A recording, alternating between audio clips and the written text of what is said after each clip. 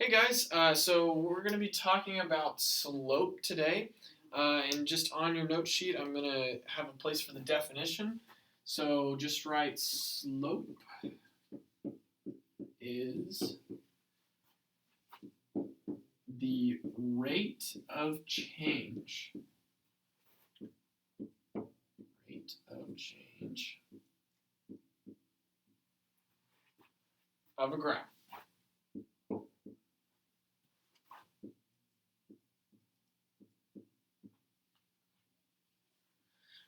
Out to the side, I've got kind of some quotes. I want you to put the word steepness.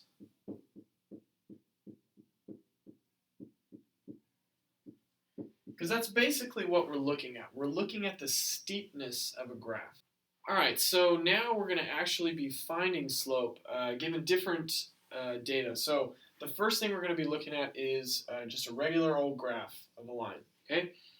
And the easiest way to find the slope or the steepness, whatever you want to call it, is a little trick called rise over run, okay?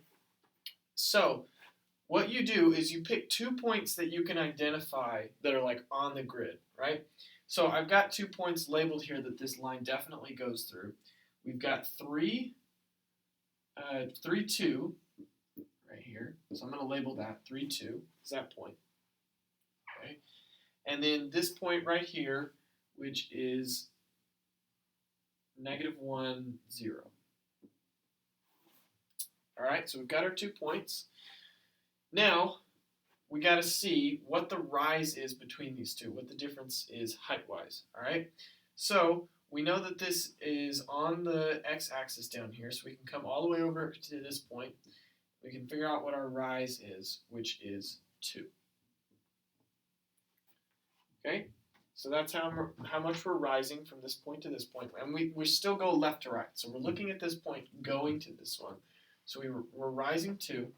All right, and then we're going to look for what our run is, which is how far it goes from the left to the right.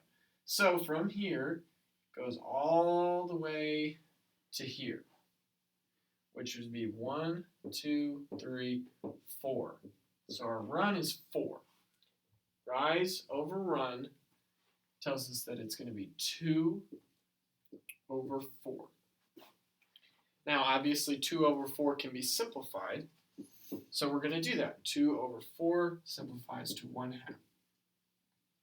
So the slope of this line, of this graph, is 1/2. All right, so in the last example, I talked about a good formula to remember, which is rise over run, okay? Which is essentially the difference between 2 points on a line on the y-axis. Okay, so how far apart are they up and down, over how far apart they are left and right. Okay, so you've got 2 points, figure out the rise and the run, and that gives you the slope. Okay. Another way of writing this is something we like to call the change in y. Okay, and I'll explain the little triangles over the change in x. This is just a shorthand for change in, so don't worry about that. Change in y over change in x, okay? And this is going to help us more on the other 2 formats you'll be given when you're trying to find slope. So let's look at the first one. All right, so another format you're going to see is a table of values. So you'll just be given a table that's got x values and y values for you. All right, and you're being tasked with finding the slope. So let's remember that formula I just talked about, which is change in y over change in x. All right? If we're looking for the change in y, all right, let's just look at what the change in y is between each point. Okay? So from -1 to 2, that's a difference of 3. All right? You have to add 3 to get from here to here. From 2 to 5, again, that's add 3.